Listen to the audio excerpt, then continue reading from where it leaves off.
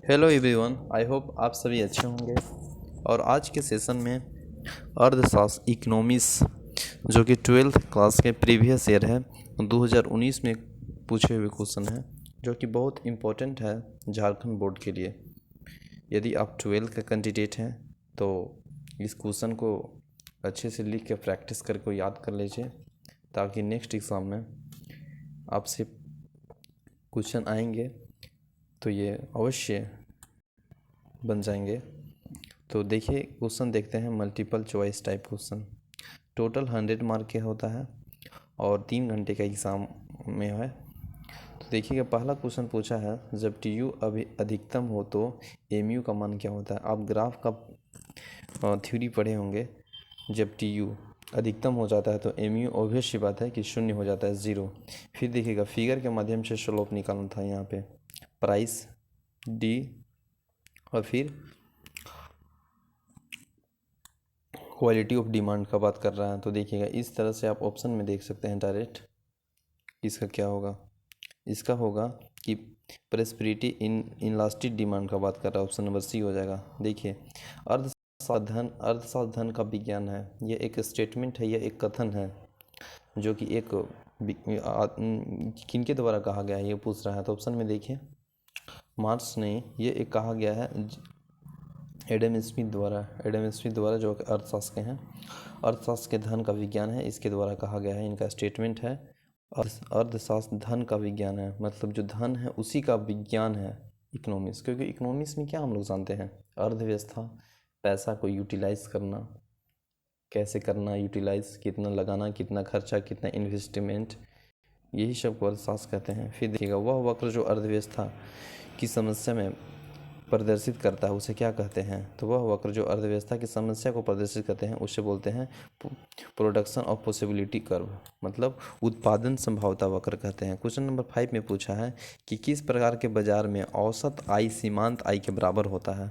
मतलब औसत आय कहने का मतलब है कि average review is equal to margin review किसके बराबर होता है। तो ऑप्शन में देखिए, ये होता है पूर्ण प्रतियोगिता, मतलब इम्परफेक्ट कंपटीशन के बाजार में बराबर होता है।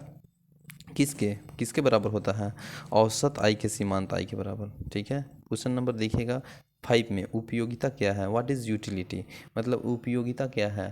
तो इसके बारे में लिख सकते हैं कि वस्तुओं या सेवाओं के मानवीय आवश्यकताओं को संतुष्ट करने की क्षमता, शक्ति होती है, जिसे उपयोगिता कहते हैं। वास्तव में ये उपयोगिता किसी वस्तु या सेवा का उपभोग करता है, उससे मिलने वाली संतुष्ट हो कि उपयोगिता कहा जाता है। आर्थिक क्रिया के स्पष्ट करें, मतलब आर्थिक क्रिया कहने का मतलब है कि एक्सप्लेन द इकोनॉमिकल एक्टिविटी, नहीं कहता है मेरा आर्थिक स्थिति अच्छी नहीं है, तो वही इकोनॉमिकल कंडीशन, तो उसके बारे में विवरण कर सकते हैं। क्वेश्चन नंबर 8 देखेंगे, अवसर लागत क्या है, व्हाट इज़ अपॉर्चुनिटी कॉस्ट, मतलब अवसर लागत क्या है। दूसरे स्तर के सर्वोच्च प्रयोग में साधन में मूल को उसकी औसत लागत कहते हैं। प्रत्येक ऐसे साधन की औसत लागत होती है जिसके वैकल्पिक उपयोग संभव है, मतलब जिसका वैकल्पिक ऑप्शन पॉसिबिलिटी है। उत्पादन में काम आने वाली फर्क के निजी साधनों की और अवसर लागत होती है। उदाहरण के लिए, एक स्वयं नियोजन श्रमिक की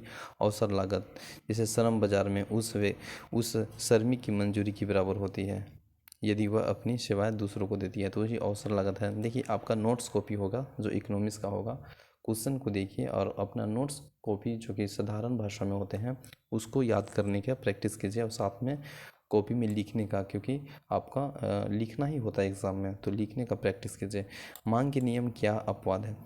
देखिए, what is the exception of the law of demand, तो यह क्वेश्चन 2013 में भी पूछा गया है और बहुत इंपॉर्टेंट है। उत्पादन के फसल से क्या समझते हैं, उत्पाद के फलन से क्या समझते हैं, तो ये 2013 में पूछा गया है। इस तरह से क्वेश्चन बहुत ही इंपॉर्टेंट हो जाते हैं भी भैया, इसे आप अपने नोट्स कॉपी से पढ़ के याद कर लें। देखिए, फिर देखिएगा शॉर्ट टाइप क्वेश्चन, मांग वक्र नीचे क्यों गिरता है। तो ये थ्योरी है जिससे आप विवरण कर सकते हैं मांग वक्र गिरने का। डिमांड पे इफेक्ट पड़ना, डिमांड पे डिक्रीज पड़ना। देखिए, 12 क्वेश्चन है, औसत लागत और सीमांत लागत के संबंध को स्पष्ट करिए, मतलब आपका जो रिलेशनशिप बिटवीन करना average cost and margin cost के बीच में लगाना है। तो देखिए, आप ये आंसर को बना सकते हैं, याद कर सकते हैं। पूर्ति का विस्तार एवं पूर्ति की वृद्धि में अंतर क्या है? पूर्ति का विस्तार मतलब एक्सपेंशन ऑफ सप्लाई, सप्लाई मतलब विस्तार, और पूर्ति की वृद्धि इंक्रीजिंग इन द सप्लाई के अंतर को स्पष्ट कर सकते हैं। फिर देखिए इसका आंसर इस तरह से दिया है। फिर देखिएगा next question long answer type है, जैसे पूर्ति प्रतियोगिता क्या है, सॉरी माफ़ कीजिएगा, पूर्ण प्रतियोगिता क्या है? What is perfect competition, explain the character, मतलब पूर्ण प्रतियोगिता क्या है, इसके बारे में लिख सकते हैं। 2015 में भी पूछा गया है क्वेश्चन, और ये 2019 में भी पूछा गया है, तो ये इंपॉर्टेंट क्वेश्चन है, इसे आप याद कर लें। फिर देखिएगा सीमांत आगम एवं सीमांत लागत विधि द्वारा उत्पन्न की गई उत्पादन का संतुलन समझिए। तो देखिए कुल लागत है, टोटल इसमें लागत है, तो एक फर्म के द्वारा समझाया गया है, और ये थ्योरी के द्वारा इसे याद कर लें, और इसे आप समझ के अपना प्रैक्टिस लें। फिर देखिएगा नेक्स्ट क्वेश्चन। नेक्स्ट क्वेश्चन में आपको देखने को मिलेगा 16 नंबर, मांग की कीमत की लोच को परिभाषा करें। 17 नंबर देखिएगा, चक्रीय प्रवाह के निम्न में से किस शामिल किया जाता है? चक्रीय प्रवाह को निम्न से किस में शामिल किया जाता है? तो ये खपत में और इन्वेस्टमेंट में, मतलब जो आपका इन्वेस्ट हो रहा है, खर्चा हो रहा है, इनकम हो रहा है, उस सभी में उपयुक्त ऑल सही हो जाएगा। Option number D. केंद्रीय बैंक का मुख्य कार्य क्या है? तो देखिए केंद्रीय बैंक का मुख्य कार्य क्या है ना, कि ये बैंक सरकारी के परामर्श विलोचन करता है, बैंकों को बैंक है, इसके बाद फिर और ऑप्शन में दिया है मौद्रिक पत्र का निर्गत करता है, तो ये सभी करता है केंद्रीय बैंक। फिर देखिएगा क्वेश्चन नंबर 19, अप्रत्यक्ष कर के किसे, अप्रत्यक्ष कर में किसे शामिल नहीं करते हैं? तो ये करते हैं उपहार करके, जो गिफ्ट किसी के द्वारा दिया जाता है, टैक्स उसमें नहीं लगता है अप्रत्यक्ष कर में। अब देखिए भुगतान शेष का अदृश्य पद है, तो which one is invisible item of balance of payment? तो देखिए बाइलेंस ऑफ पेमेंट का क्या चीज़ हो जाता है? आप बैंकिंग से भी पेमेंट कर सकते हैं, शिपिंग से भी कर सकते हैं, कम्युनिकेशन कर सकते हैं, ऑल ओवर हो जाएगा आंसर नंबर सभी। देखिए निम्नलिखित में से किसे मुद्रा की प्राथमिकता कार्य में शामिल करते हैं? तो ये करते हैं मीडियम एक्सचेंज में भी, मेजर ऑफ वैल्यू में भी, स्टॉक ऑफ वैल्यू में भी, सभी हो जाएगा। फिर लॉन्ग क्वेश्चन आंसर देखेंगे, मुद्रा की पूर्ति का क्या अभिप्राय है? तो मुद्रा की पूर्ति को लिख सकते हैं meaning of money supply, theory के अनुसार आप जोड़ के रिलेट कर सकते हैं मनी सप्लाई का, जो कि 2012 में भी पूछा गया है क्वेश्चन, और ये इम्पोर्टेंट। देखिए अंतिम वस्तु मध्यवर्ती वस्तु का अंतर क्या, अंतर बताए? तो अंतिम वस्तु वैसी वस्तु जो कि उपभोक्ता द्वारा अंत प्रयोग होता है, मध्यवर्ती वस्तु जो कि वस्तु द्वारा उपभोक्ता द्वारा उद्योग के द्वारा कचित में प्रयोग किया जाता है।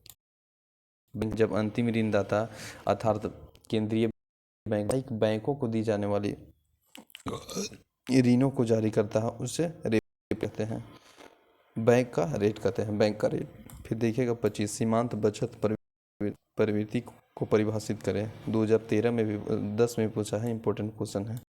समष्टि अर्थशास्त्र की विशेषता बताएं। समष्टि अर्थशास्त्र की विशेषता बता सकते हैं, उसका स्पेशल फीचर।